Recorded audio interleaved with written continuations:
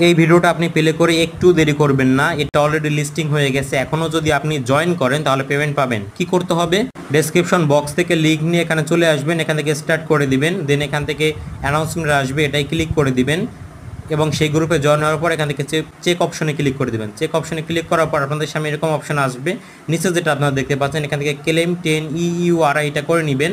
দেন আপনারা কানেক্ট ওয়ালেটে ক্লিক করবেন, তাহলে যেটা হবে আপনাদের বাইন্যান্সের ওয়ালেট চাবে। আপনারা কি করবেন, বাইন্যান্সে চলে যাবেন, বাইন্যান্সে গিয়ে ডিপোজিট অপশনে যাওয়ার পরে EURI সার্চ করবেন, তাহলে আপনাদের EURI ওয়ালেট চলে আসবে। সেখান থেকে চেইনে ক্লিক করে আপনার অ্যাড্রেসটা কপি করে এখানে পেস্ট করে দিবেন।